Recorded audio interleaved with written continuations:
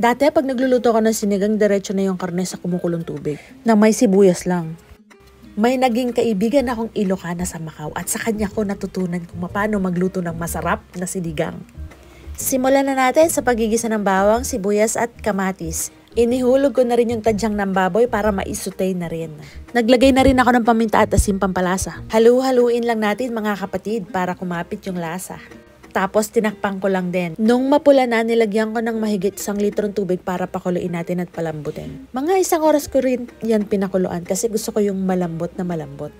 Nung malambot na nga, nilagyan ko ng pampaasim, nilagay ko na rin yung talong at saka okra. Takpan ko lang para maluto yung gulay mga ilang minuto. Pagkalipas nga ng ilang minuto, hinulog ko na rin yung bok choy para maluto na rin. Mga 1 minuto lang to para hindi malabog. Takpan muna natin. Oops, may nakalimutan pa talaga ako maglagay ng siling pansigang. Pero sinadya ko talagang hindi ilagay kaagad dyan kasi may kakain na bata. Ngek, palusot pa. Corny. Hindi nga. O ayan, luto na. Ganyan din ba kayo magluto ng sinigang? Ginigisa niyo muna.